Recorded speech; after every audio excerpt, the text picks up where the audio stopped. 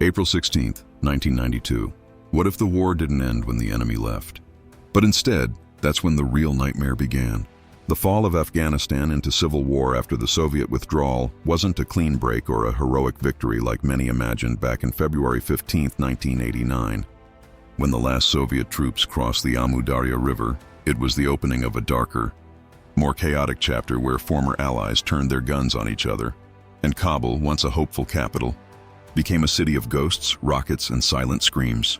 By April 1992, the communist government of Muhammad Najibullah collapsed, and Mujahideen factions entered Kabul not as a united force, but as rival warlords with competing visions, including commanders loyal to Burhanuddin Rabbani, Ahmad Shah Massoud, and Gulbuddin Hekmatyar.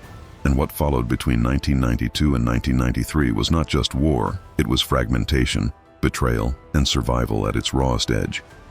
Imagine a medic crouched behind a shattered wall in Kabul in June 1992, bullets snapping overhead like angry insects, clutching a wounded fighter whose blood won't stop pouring, whispering, stay with me," while rockets, indiscriminate, merciless, slam into residential blocks just streets away.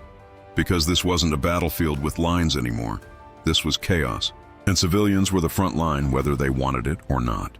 On May 1992, as factions agreed to the Peshawar Accords, it looked like peace might hold, but within weeks, Hekmatyar rejected the arrangement and began shelling Kabul relentlessly, turning neighborhoods into graveyards. And here's where the horror creeps in.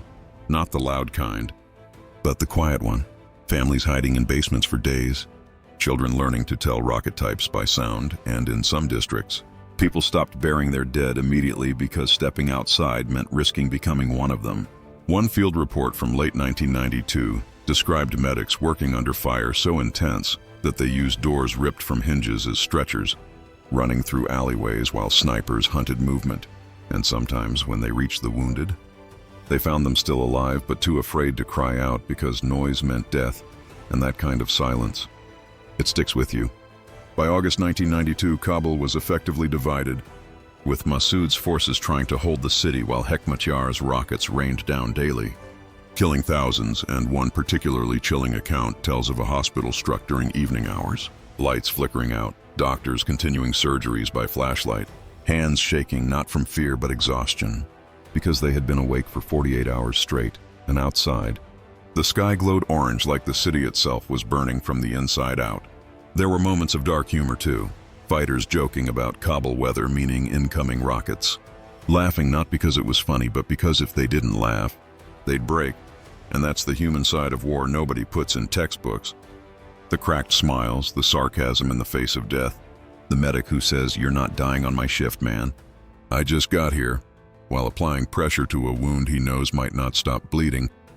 And then there were the classified-style missions, not officially recorded but whispered among fighters.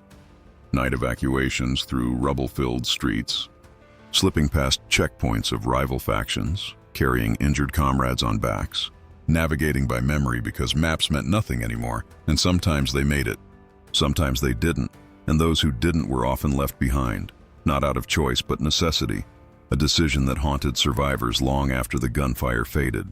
By early 1993, the situation had only worsened, with the Islamabad Accord signed in March 1993, attempting once again to bring unity. But like before, trust was already shattered, and fighting resumed, proving that agreements on paper couldn't stop men with weapons and grudges. And this period saw some of the heaviest destruction of Kabul, with entire districts flattened, and survivors recalling nights when the ground literally shook beneath them, as if the earth itself was trying to escape the violence above.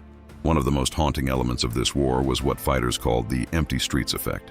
After intense shelling, silence would fall, and when they moved through the area, they'd find abandoned homes with meals still on tables, toys on floors, radios still humming static, as if life had just paused.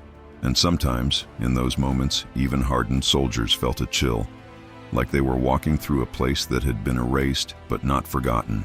And through all this, medics under fire became the unsung heroes, operating with almost no supplies, improvising bandages from torn clothing, using whatever they could find, and risking their lives not for strategy or victory, but for the simple act of saving another human being. And that's where the real courage shows up, not in the headlines, but in the shadows. In the moments where someone chooses to run toward danger instead of away from it. What makes this period so gripping isn't just the scale of destruction, but the emotional weight of it.